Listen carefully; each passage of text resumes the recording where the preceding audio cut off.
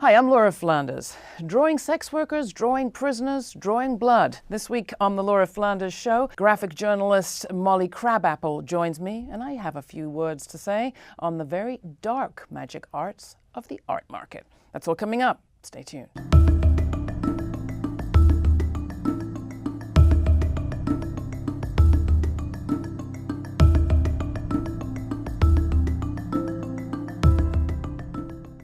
Our next guest creates beautiful art and powerful journalism. Molly Crabapple has drawn in Guantanamo Bay, Abu Dhabi's migrant labor camps, and with rebels in Syria. Her memoir, Drawing Blood, was just released in December. She's a contributing editor for Vice and has written for publications including the New York Times, the Paris Review, and Vanity Fair. Her work is in the permanent collection of the Museum of Modern Art. Molly, welcome to the program. I'm so honored to be here. Well, we're really happy to have you too. It's quite a journey from school dropout to a permanent collection of the Museum of Modern Art.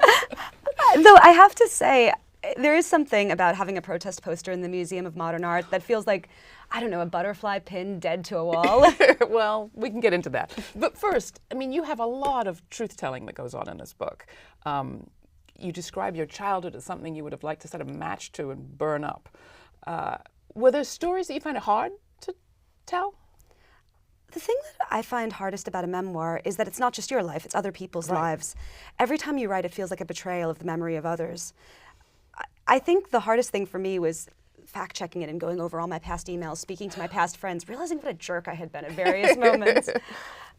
That even more than reliving any sort of past pain, the idea of doing others wrong was the hardest part about it. At the age of 12, you say you were diagnosed with opposition-defiant disorder, which I think turned out to be very important in your life. So I want you to speak to some other 12-year-old out there who maybe is being told she has the same condition. How important and useful has it been to you? Oppositional defiant disorder is just another way of saying you were born to be a journalist, as far as I'm concerned. It means that you have no natural respect for authority. And God, shouldn't that be the human condition, right? Agreed. In terms of your process, though, it has been a fascinating story. Your life really changed in 2007, 2008 with the financial crisis and Occupy. But before that, you supported yourself in lots of different ways. One of them was you found yourself working in what you call naked girl work. Naked girl work. And you write beautifully about both the sort of societal attitudes towards that kind of work and the way that you came to grips with it, made peace with it. Talk a bit about that story. I worked as a rather low-end naked model, the kind of legal end of the sex industry, I would call it. I would pose for amateur photographers, but the job was really a lot more like being a sort of private stripper where the camera was their excuse. Mm-hmm. The camera was their way of seeing themselves as, an elevated and artistic gentleman. This was the only way that I could see as a 19-year-old with no real skills to make $100 an hour. It was the only way to escape the grind that, consumes so many people, the grind of going to an exhausting low-paid job, getting home too tired to do your art, and then repeating it over and over again until you've, given 20 years to something else that you never wanted to do. It was sometimes dangerous work, I would say, because whenever you work in the sex industry, even in the legal end, you've given up, your good white girl privilege. Right. You've given up any notion that society is going to protect you. But by the same token, I would rather burn that sort of false patriarchal privilege and get to live life on my own terms than I would, cling to that sort of idea. Yeah, and yet at the very same time, you're figuring out, you write about talking about drawing as objectifying. You are looking, you are paying attention, you're drawing, but you're also an object for other people looking. Yes, yes. How did you think about that? I think that working on all aspects of your field is the best thing to do, right?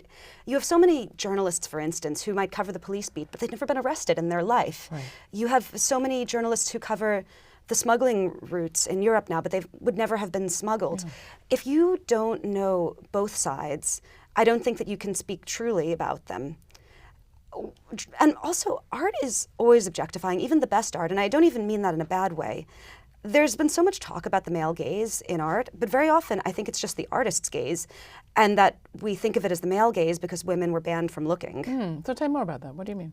Well, the idea that you have the right to see someone else, the right to take them and reduce them to a two-dimensional object that's yours, that's a reinterpretation of them, the right to break down all the lines of their face and the lines of their personality, that's something historically only men have had the right to do. You know, in the Renaissance, women were banned from drawing nude models. Women were kept from doing so many aspects of visual art. I mean, kept by laws, kept by institutions. And so they weren't allowed to have that gaze. And so it got seen as, you know, something that only men had, but in reality it's just something humans have. Do you say somewhere in there that glamour was originally a word for witchcraft? Exactly, yes. That was news to me. No, glamour historically was a spell that you would put on something that made it look like something other than it was. So you could take this book and put a glamour on it and make it look like it was gold, and then someone would spend lots of money on it, get it home, and realize it was just paper. Well, to illustrate the point that you just made, you did do a report for Vice on police harassment of sex workers. Let's take a quick look. Do you want to set it up at all? We'll play a clip. Of course, I'd love that. You want to talk a little bit about what went into it, then we'll take a little look at it? Last winter, I spent a lot of time in the Bronx and in Brooklyn researching these things called human trafficking intervention courts. These are courts where women who are arrested for sex work are put through that are supposed to offer, you know, social services. But the thing is, they're quite an ironic thing because the arrests are still the same. These are still arrests, very often of trans women, almost entirely of Black and Latino women. There are some Chinese immigrant women as well that are brutal, that often involve sexual abuse by the police or verbal harassment or money being stolen, that are often not based on any actual sex work being done, but just sort of on racist or transphobic profiling, that involve women being handcuffed, being locked in a cage. And then after these women go through this incredibly traumatic and degrading thing, then they're hauled before a court and a judge says, oh, we're going to fix you. We're going to assign you to 5 weeks of counseling. We're here to help. That should do it. Yeah, that should do it. The courts are ridiculous for sex workers, obviously. They're also ridiculous for trafficking victims because you'd think if you were someone who was trafficked, the first thing you might need, right, might be emergency housing to get away from your trafficker. You might need a source of income. You might need help with immigration. You might need protection from your trafficker. And these things are not on offer from the court. All that's on offer from the court is 5 or 6 sessions of counseling. Let's take a look. On May 2013, Monica Jones, a student and LGBT activist at Arizona State University, was arrested for manifesting prostitution. Monica said she just accepted an undercover officer's offer of a ride home from her favorite bar. Monica is among tens of thousands of people arrested every year for prostitution-related offenses. According to the FBI, police arrested over 57,000 people on such charges in 2011. The vast majority were women. Monica wasn't arrested for exchanging sex for money. According to the Phoenix Municipal Code, you can be arrested for manifesting, like Monica was, if you wave at a passerby, start conversations, or even just ask if someone is a cop. This doesn't just happen in Arizona. Manifesting statutes exist all over the country. In January 2013, New York police arrested Felicia McGinnis for talking to 3 people within the span of 20 minutes and for wearing jeans that outlined her legs. With the manifesting charge, racial profiling is epidemic. In Brooklyn, Black women make up 94% of those charged. In addition, trans women like Monica are routinely profiled as sex workers. Police sometimes place fake ads on websites where sex workers find clients. Then they arrest the sex workers when they show up. Worse, some police departments allow cops to misrepresent themselves as clients to convince the sex workers to sleep with them. After sex, those cops make arrests. This might seem like sexual assault, but some police say they have to deceive women into sex to prove that a crime occurred. A prostitution arrest can follow you for life, whether or not you're convicted. In many cities, people arrested as prostitutes have their mugshots and names posted online. Some police departments even turn prostitution stings into reality TV. The police department in Hillsborough, Florida, let TV crews film officers arresting sex workers for the show Cops. Prostitution is a misdemeanor in most states, but fighting charges is risky and time-consuming. Many defendants plead guilty just to get the whole process over with. But each time they plead guilty, it builds their rap sheets. In many states, a third prostitution conviction is a felony, with a prison sentence in months or years. Thanks to Vice and Fusion for that reporting. You did another video on solitary confinement. Let's take a look at that. In July 2013, 30,000 state prisoners went on hunger strike in California. The strike lasted for 2 months. It was the second one since 2011. The prisoners were protesting solitary confinement, what many people consider to be a form of torture. In solitary, your world is a gray concrete box. You spend between 22 and 24 hours a day alone in your cell. Your bed is a concrete slab with a thin mattress. 3 times a week, guards shackle you and take you to the showers for 15 minutes. For exercise, you pace around another concrete box. Sometimes a bit of ceiling is uncovered. This is the only time you'll see the sky. As a punishment, the use of solitary confinement is often an arbitrary decision. Nearly 3,000 people are held in Pelican Bay State Prison in Crescent City, California. Over a third are in solitary, most of them because of quote-unquote gang affiliation. But that's a meaningless phrase. Gang affiliation might mean reading a book by a Black Panther, or drawing Aztec patterns, or even having a tattoo. But Pelican Bay isn't alone in this. Around the country, you can land in solitary for your art, your reading, your beliefs, your gender status, your sexual orientation, or your friends. Women have ended up in solitary after reporting being raped by guards. Transgender prisoners are often put in solitary just for being trans. Prisons say this is for their protection. There is no limit to how long someone can be held in solitary confinement, and very little evidence is needed to justify holding a person in solitary indefinitely. At Pelican Bay, hundreds of people have spent over a decade inside. According to the UN, 15 days in solitary confinement is torture that can cause permanent psychological damage. William Blake, who's been in solitary in a prison in New York State since 1988, said, "Dying couldn't take but a short time if you or the state were to kill me. In SHU, I have died 1,000 internal deaths." We'll put more information and links at our website. We've also played some of your work around mass incarceration that accompanied that interview that we did with Brian Stevenson. Amazing work. But this isn't what you were doing 10 years ago. No, 10 years ago, I was part of the burlesque and nightlife scene. In the most exaggerated moment, well, one of the most exaggerated moments of that scene that we've seen in maybe a century, 2007, 2008. Tell us a little bit about your life at the box. In 2007, when I was 24 years old, I got the job as the staff artist for the box. This meant that most nights I was sitting on the steps of what at the time was the iconic nightclub of the New York's boom years, and I was drawing. And the box was a very interesting place because it was both a celebration and a condemnation at once. It was like class war in the form of a nightclub. It was a place where the guys that were destroying our economy would blow through $10,000 a night on champagne, but it was also a place where all my broke performers' friends would do acts that were elaborate and cruel mockeries of them. So it was like Weimar Berlin. It was all that tension and angst and desire all fueled into one place. I was obsessed with it. And I found that what I learned drawing there about power, but also drawing really fast in the dark, would serve me very, very well for journalism later. You write in the book about the relationship between bodies and money. And it reminded me of an interview we did recently with Zilla Eisenstein, the feminist, who talked about the relationship between capital and bodies.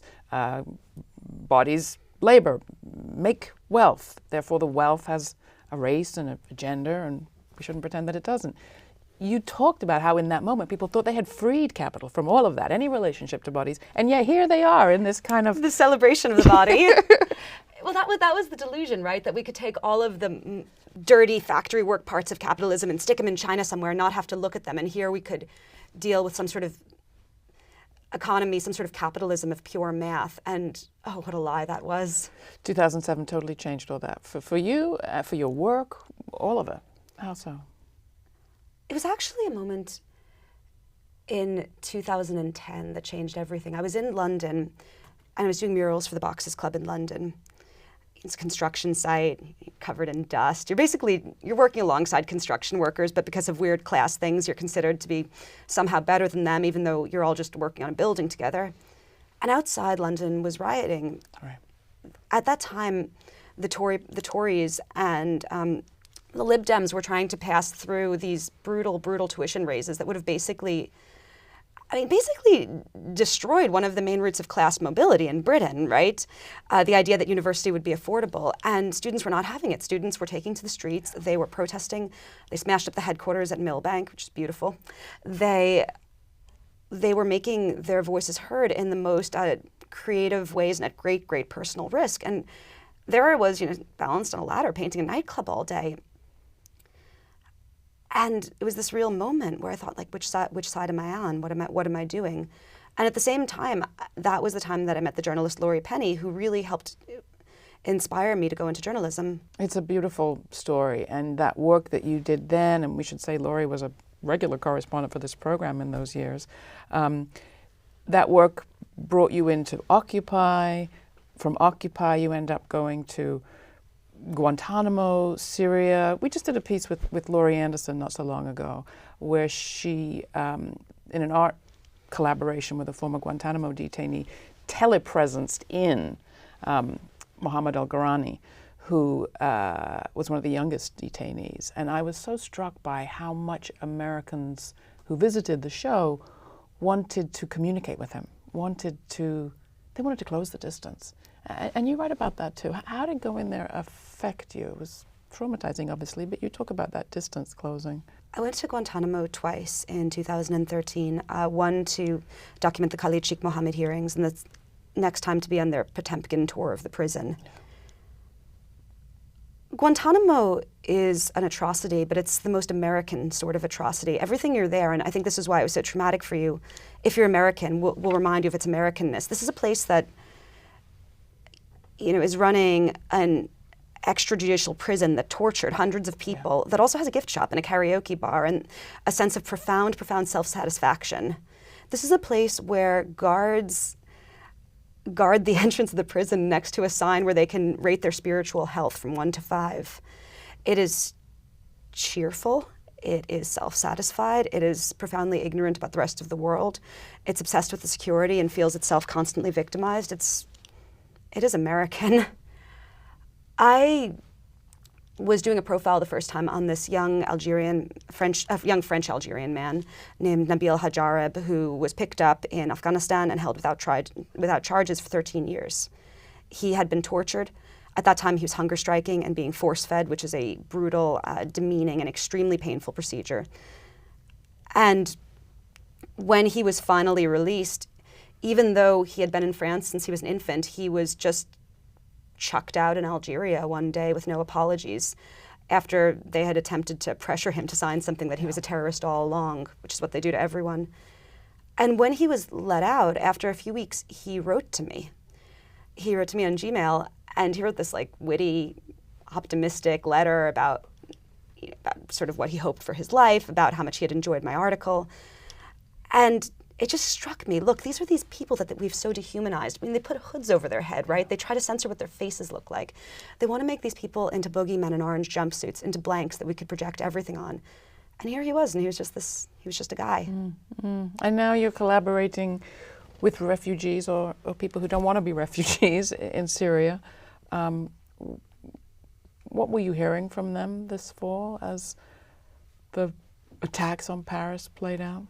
I'm terrified for my friends who are Syrian. I'm terrified that these attacks, which were deliberately designed by ISIS to convince Europe to shut their doors to refugees, I'm terrified that these attacks will lead to further restriction of their freedom of movement and further immiseration for them.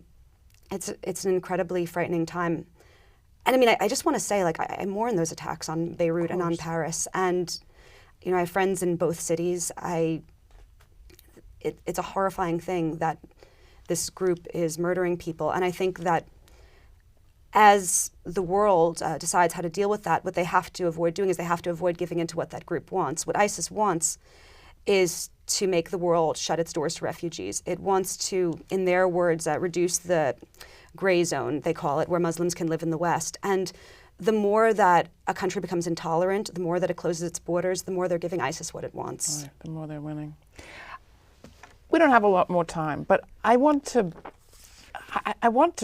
encourage young women in particular to read this book, and to try to express how powerful it is what you've written here. not only do you describe crossing all sorts of borders that you were never supposed to cross as the young woman that you were coming up, but you've also taken on, in a very courageous way, speaking, drawing, speaking when perhaps drawing was the thing you were trained to do and you felt anxious about speaking. This is a beautifully written book. Thank you so much. 2 years of my life. What gave you the courage to do it? Who inspires you? And what's your message maybe to those young women out there who think, oh, I could never do that? What would I say to young women? I would say that if you're a young woman, the world wants to divide you into things. It wants to say you can be sexy, or you can be serious, you can be smart, or you can be pretty, you can be loved, or you can have a career, but you can't do both. What the world fears the most is it fears female muchness, which is so different from having it all, right? No, they fear being it all. Mm-hmm. And I want to say that, we have only one life, and that life is far too short to cut off pieces of ourselves. It's far too short to limit ourselves based on, the dictate of some boss or some rule or some silly thing that was never meant for your benefit anyway. So I just want to tell women to develop every aspect of themselves, including the jagged bits and the complicated bits, and to be who they are. Mm. You've also taken a position on the Palestinian boycott, the cultural boycott. I have, Just yes. put in a video about it.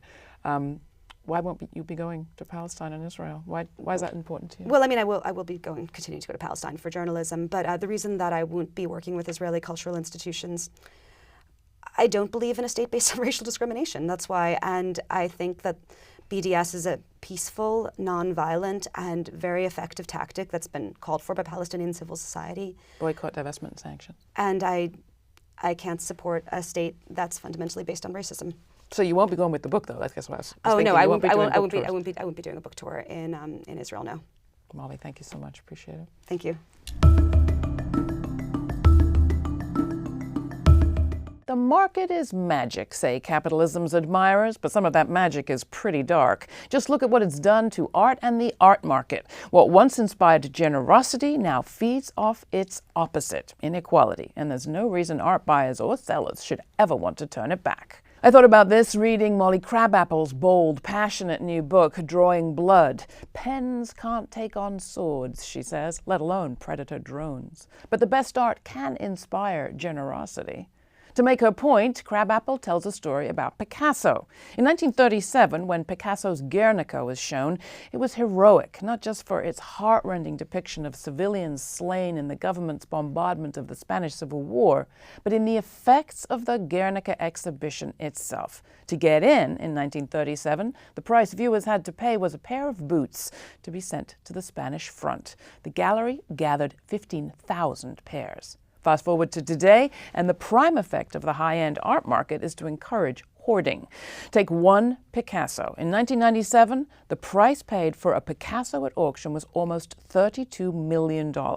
In 2015, the price paid for the same Picasso was $179 million, also at auction.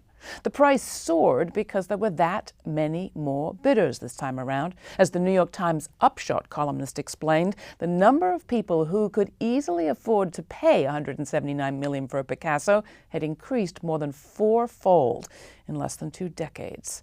Those same decades had seen all but the very top fall further and further behind. The top 1% pulled away from the 99, the top 0.1 and 0.01% from all the rest. If wealth's concentrated at the top, there's less of it to spread around. The bombs hitting regular civilians these days in places like Greece and Spain are financial, not ferrous metal, but austerity is today's civil war. The market discourages generosity. All that wealth is purely relational, of course. Once it's a commodity, art's value is measured in the price somebody is willing to pay for it. And that means the $179 million buyer, if he ever wants to sell at a profit, is banking on the top fraction pulling even further ahead of the rest. So there you have it, from giving to boots to giving the poor the boot in not quite a century. Welcome to the dark magic of the art market.